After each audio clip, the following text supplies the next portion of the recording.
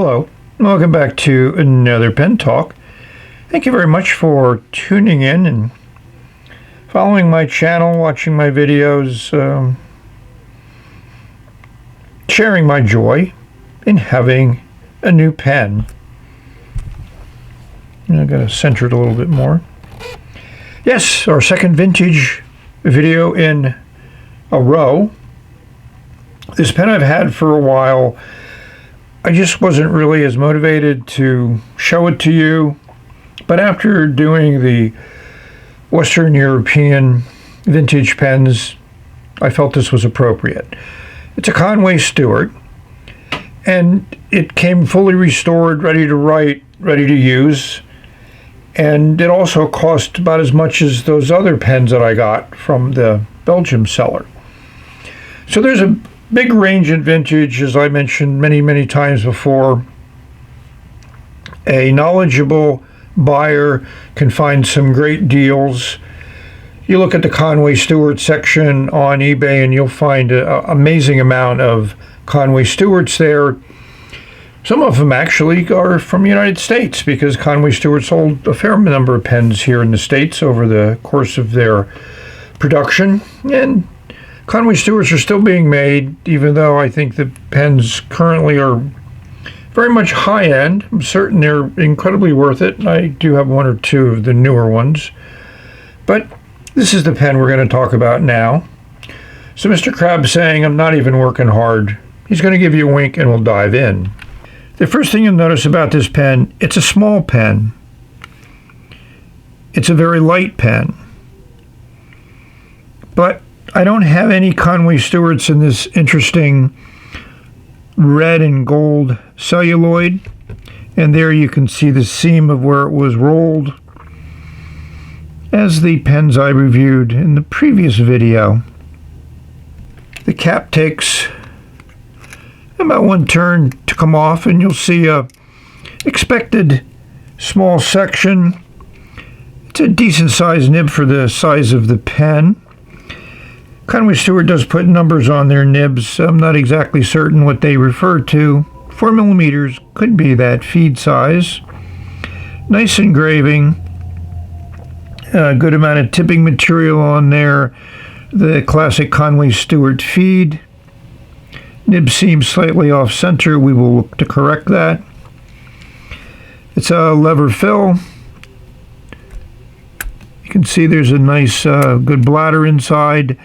The gentleman who restored this, I would have polished it a little bit more, and I'm not certainly one to over polish, but I would have added a little bit more sheen to the pen. But he sold it for a good price, and I'm happy about that. We'll take a look at some of the other Conway Stewarts that I have, and then we'll find a suitable ink for this pen and see how that nib writes. Let's see how soft it is. It's on the stiff side, I'd say very stiff. Modern steel nib stiff, but does that make it any less of a writer? We'll see. We're not going to do an unboxing, but the pen came in this nice box. Very secure, large opening, and of course fragile. And customs declaration was filled out by the sender. It worked out very well. The pen arrived relatively quickly in very good condition. So I have a lot of drawers full of pens. We scroll down here, we'll see my Conway Stewart drawer. They're kind of a little bit in chronological order or numerical order. There's the older versions. There's my series of 473s. It's a nice one in red. Some green hatch ones. Some newer ones. Here's some that are in the process of, I haven't finished restoring them. As you can see, there's a few there. But I think Conway Stewart really has a place in the history of pens, and there's a great book that talks about them. I bought this book a few years ago when it became available on Amazon, I think, at a decent price. It's a very extensive book. A lot of reading. And interesting to discuss Conway Stewart's history. Conway Stewart has a long storied history. It's a lot to learn about the early pens of the 20th century. So here's the page with the 84 models on it. And there is the pen I have right here. As you can see, the 84 is on the small side of these pens. And they were made in the 50s. Looks like they say 52 to 58.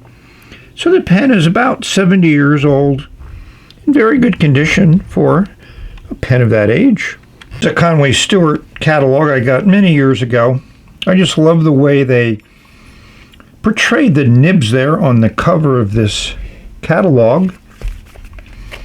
And a beautiful pen on the back. And of course your necessarily information for contacting them. And obviously there's the head of Conway Stewart nowadays. And I get 5% off. A lot of history and models. There's the 100 series collection. Obviously the Winston collection. And there's the 58, which we saw an example of, but here they're cartridge converter, not the lever fill limited edition one that I have. Well, you may ask, Chris, you talk about Conway Stewart's. What modern one do you have? Well, I present this one for your viewing enjoyment. I probably bought this close to 20 years ago. I wanted one. This one came up on auction on eBay. Yes, it's a 58 medium. You get a nice booklet, 58 series. Again, they all talk about 1905.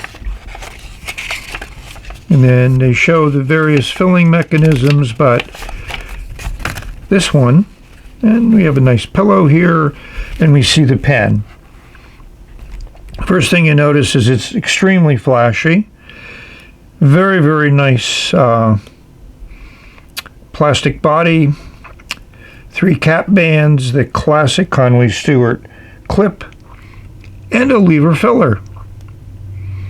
We take the cap off, less than 1 turn. We'll see a beautiful 18 karat gold nib. Section the same material as the rest of the pen. Vicenzi would like that. Then it's just nice if we look at the engraving, which is done very well. We'll see it's 109 of 500. So this was a limited edition pen back in the days that it was made. Considering it's a lever fill, I guess that has a lot to say for limited edition. Delta do something similar to this. There's that gold ring here, which you normally would think you unscrew this for cartridge converter, but I'm not going to do that.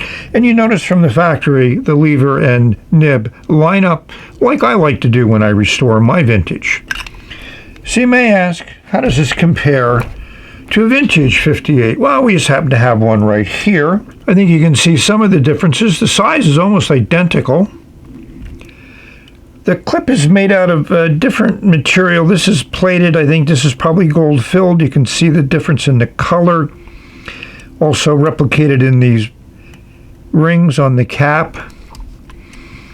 We unscrew the cap. It takes about the same amount of turns, and you'll see a difference there, obviously. Much bigger nib here on the modern one,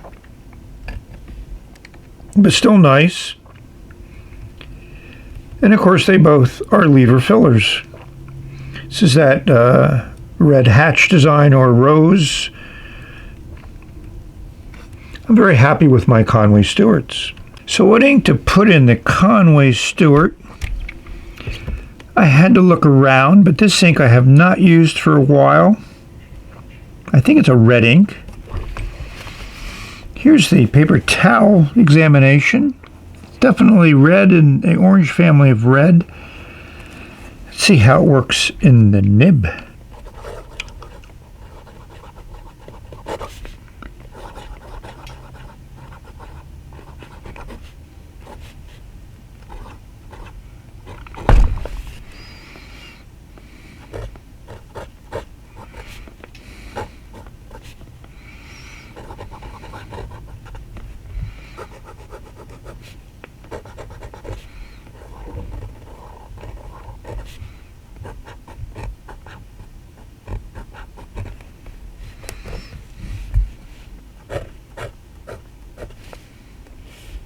So this vintage pen writes exactly like I expected it to write. Feels good on the paper, lays down a nice consistent line. It opens up a little bit, more than I expected from my little thumb test, and it's a wet writer. Now this Krishna ink is certainly a very intense color. I like it.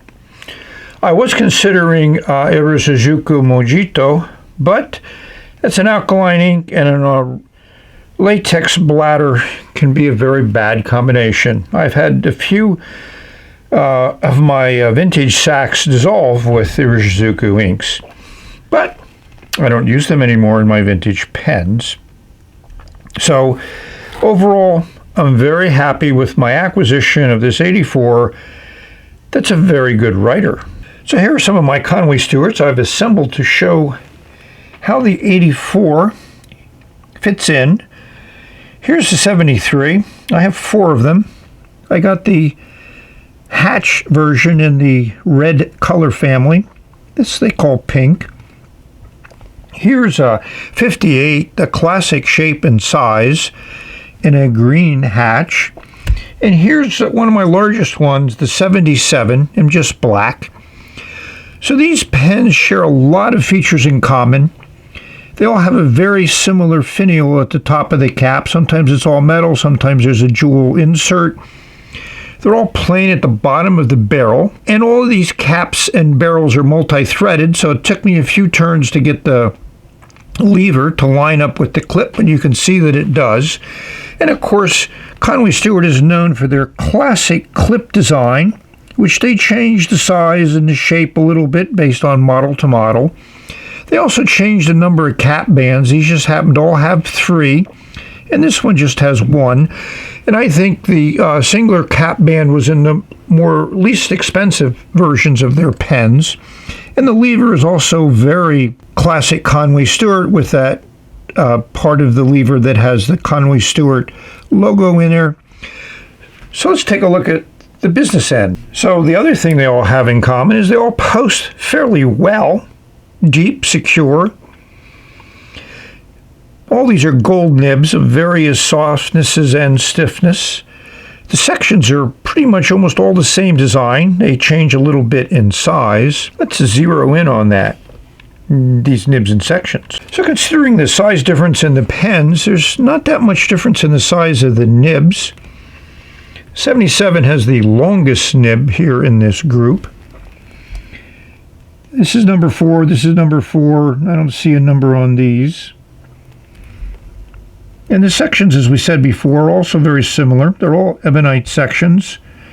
They all have a nice little flare out at the bottom, and they're all fairly short, which is typical of a vintage style. So I hope you enjoyed this view of a classic vintage pen from the 50s. And it is a small pen. Now I could use it unposted, but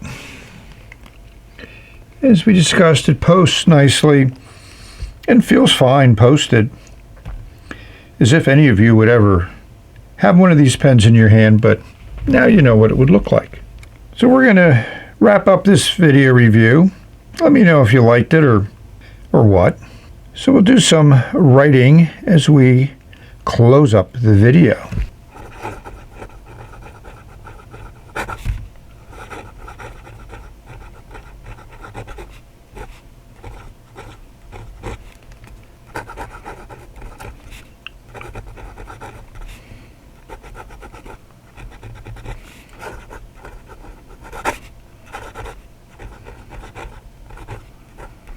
So I hope this video finds everyone safe, healthy, and happy, enjoying your pens, enjoying your day. Try to enjoy as much as you can. Thank all of you for watching. And we've reached the end of this video. And we will say bye.